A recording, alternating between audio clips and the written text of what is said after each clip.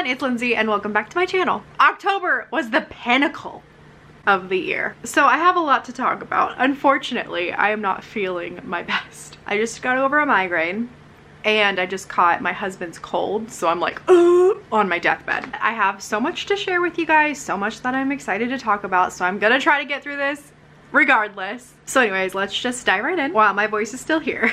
If you are new to my wrap-up videos, every month I summarize everything that happened to me in that month. So all of the things that I read that were amazing, all of the life stuff that happened, and then all of the work things, writing things, authorly things that I did. The thing I think I'm most excited to talk to you guys about is like life stuff. I know that's kind of silly since I had a book come out in October, but it was spooky season. It was Halloween, which is like the time of year that I come alive, that my bones recalcify and I rise from the grave to haunt the local villagers. Every year, I always try to watch my favorite Halloween movies. Those include for me, Sleepy Hollow, the Hotel Transylvania, like whole trilogy, Coraline, obviously Hocus Pocus, Disney's Haunted Mansion, and literally the best Halloween movie ever, The Addams Family Values. I don't really actually watch the original Addams Family, I just like The Addams Family Values. So I watched this like 3 times over the month of October. But I did so many fun Halloween-y things. If you came to my virtual launch, you'll know that like I dressed up in costume and I got the dogs all dressed up and I carved pumpkins and I did a lot of fall baking and went to pumpkin farms and took lots of fun fall pictures, and it was just, it's a time. It's a time. I always try to get into the spirit of each holiday. By each, I mean the 2 holidays of the year, which is Christmas and Halloween. And I feel like I got the vibes good. It's all about the vibes for me. So like while I'm baking my fall treats, I'll light my fall candles and turn on, you know, these lightings, have spooky music or a spooky movie in the background, open the windows, let the crisp air in, and it's just like,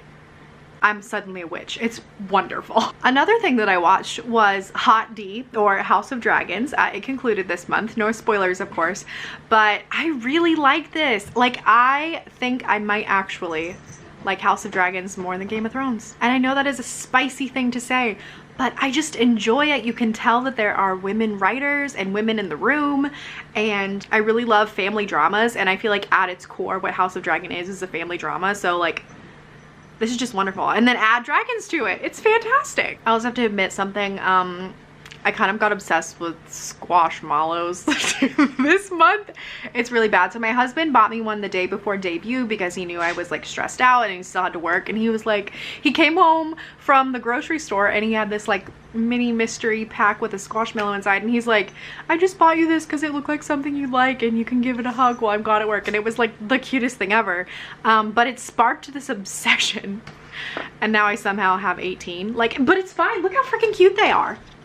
This is a pumpkin pie, and his name is Pippi. Also, it's Corn, and her name is Cornelius, and like, I'm so happy. Honestly, I think with all of the stress and events and pain and sickness from this month, my mind reverted to year 7. So I kind of became a child again, and I was like, let me just get all of the toys. Like, this is fine. This is how I cope, right? Another fun thing that I did was I decorated my personal version of The Glass Witch, like my personal book.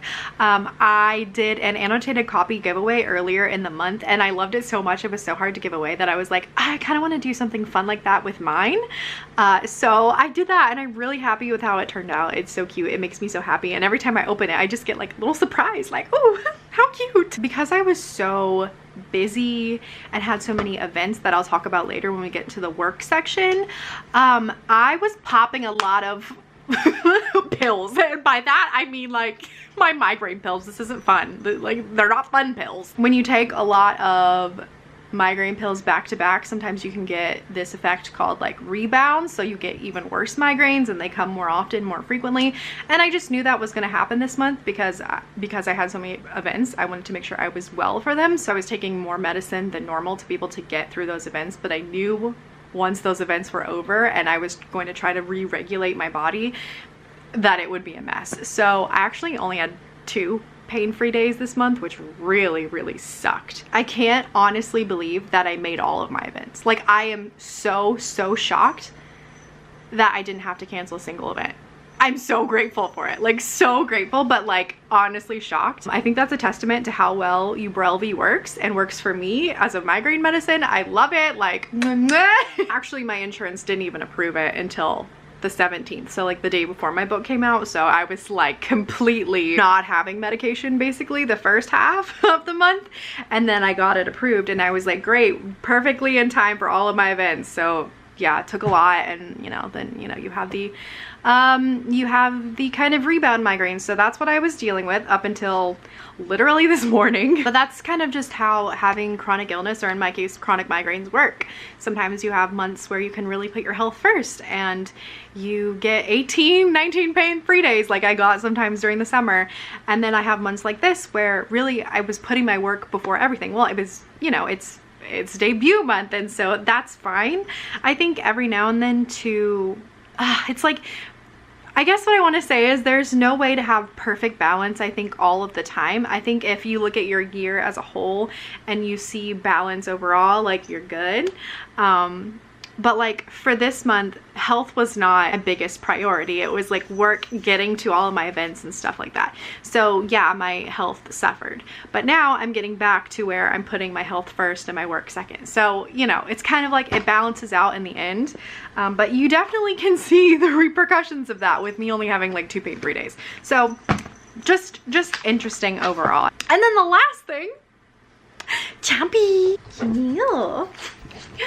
Oh, gummy baby. So I've officially had Chauncey a year. We got Chauncey on October 3rd, and so our 1-year anniversary of having this little demon has came and gone, and it's been a wonderful, wonderful year. He is absolutely chaotic. He is the goofiest the goofiest dog I've ever had, and he farts nonstop, and it's absolutely toxic.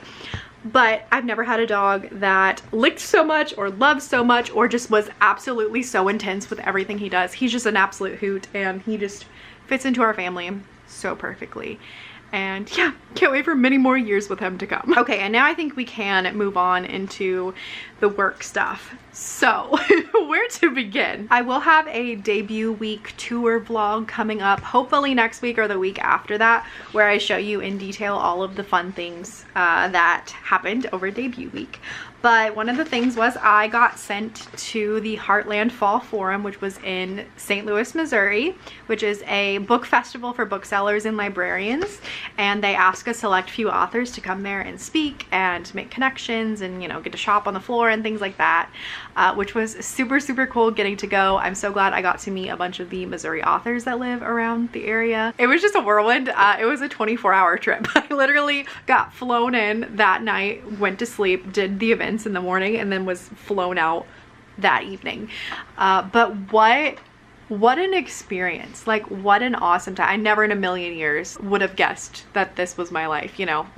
And I'm so grateful for it. It was absolutely incredible, and I hope I get to go again in the future. Then of course I had my launch party, which was amazing. It was at Joseph Beth Bookseller in Cincinnati, Ohio, and they are just the absolute sweetest. I love them so much. They were like so welcoming and made me feel so like special. I had about 35 people turn up, which was an astronomical number. Like, I really didn't think that many people would show up. I literally thought it would just be like me and my friend and my family.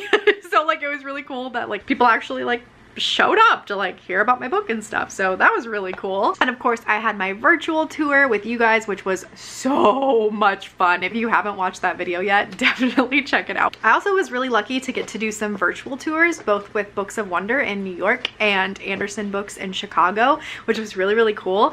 And they asked for signed book plates, so I got to sign a whole bunch of book plates, which was like really cool. I didn't even know that was like an author thing that I wanted to do, and then I was doing it and I felt very fancy. I believe you can still check out both of those events. The Andersons was an Instagram live, so you should be able to see that on their AB Teens page. I can link that below.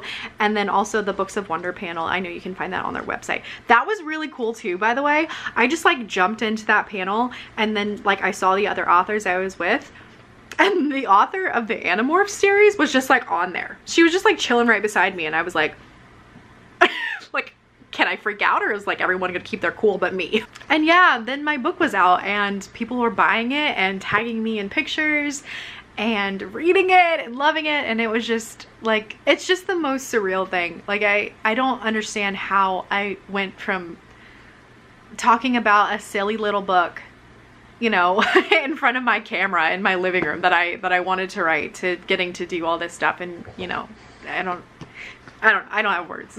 Also, Midwest Bun Fest. I did that the following weekend and totally forgot to talk about that, but all of this footage and more you'll get to see coming soon. Okay, and then lastly for work stuff, which kind of goes into reading, but I got to listen to my audiobook for the first time. And it's so good. The cool thing was Scholastic has like let me be very hands-on in a lot of the behind the scenes process, which is not usually normal, or at least it wasn't what I was told to expect. Going into traditional publishing, you shouldn't expect to have like control over things, but they have asked for my opinion almost in every part of the process, which has been so incredibly cool. In fact, I was able to listen to the auditions of the audiobook narrators that they have for both Addie and the Hunter's perspective in the book. So they had like 4 women and 4 men, and they were like, here are their auditions reading parts of your book, tell us which is your favorite. And it was like the coolest thing, getting to listen to this and like hear people acting the characters out in different ways and their different voices, and like, oh my gosh. And every one of them was so talented. Like there wasn't a wrong choice to make. But in the end, we ended up going with Cassandra Morris and Andrew Russell.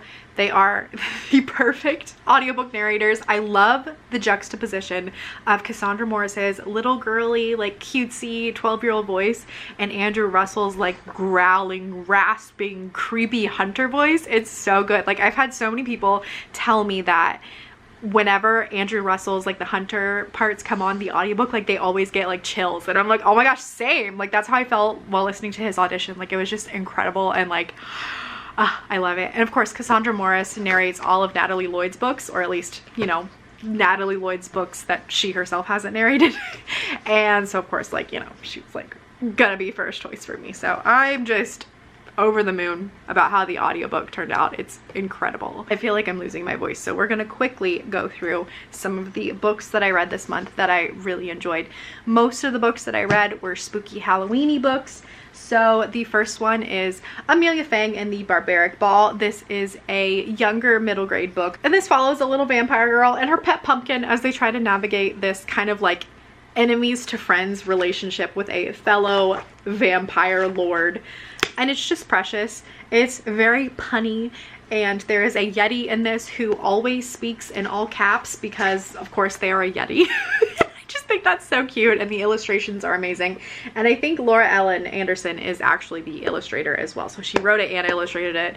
It was a great time if you're looking for a cutesy little laugh. I think there are 6 books in this series, so I'm very excited to continue on with the series. I also read Slewfoot, which is an adult historical fiction towing the line with horror, about a Puritan society where, you know, a woman is a witch or accused of being a witch because she's like a feminist or whatever.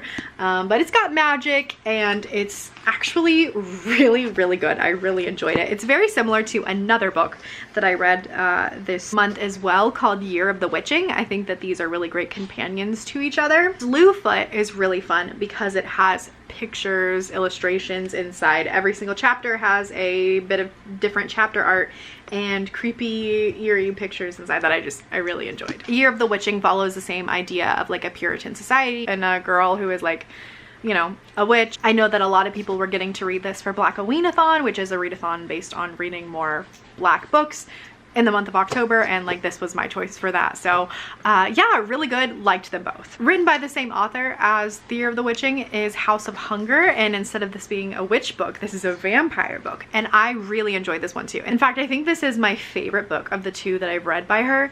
This one was just so, I mean, it's like vampires, you know, so it's like lush and decadent and like, you know, a little sexy, you know, so it's just like, it was a fun time. And it has a really fun, unique twist on vampires that I hadn't quite seen before, in a way that it's like, the vampires are really just kind of humans with just like a magical ability that they get from other people's blood, and they don't really have, like, I thought it was cool that they don't really have fangs. They like have to like insert fangs in their mouth, like medically. Like, I don't know. It was just like really cool. They weren't like, you know, the stereotypical vampires that I normally read from. So I really enjoyed this. And then lastly, I read a YA folk horror anthology called A Gathering Darkness. And this was a really, really fun time. I think that some of my favorite stories were by Hannah Witten, I think wrote my favorite. And then I also enjoyed the ones by Allison Saft and Chloe Gong. Those were, I think, my favorites from this collection, but they were all really great. And if you like folk horror, which I feel like folk horror is like my favorite genre, mini genre of horror, which really focuses on like, I mean, folk tales, creatures in the woods, old gods, things like that, you know? I think you might really like this book if you like those types of things. Okay, we made it through the video. So tell me your favorite Halloween treat that you had this month. Whether it was like caramel apple, pumpkin roll, a certain kind of candy that you stole out of your kids' trick-or-treat basket, because I know you did. Well, let me know what was your favorite. Thank you guys so much for watching. And again, that debut week vlog will be coming at you real soon, so stay tuned. If you haven't already gotten your copy of The Glass Witch, order links are always provided down below. The boys are getting rowdy, so I need to wrap this up quick. But I love you guys. Happy first day of Christmas, and I will see you in the next one. Bye.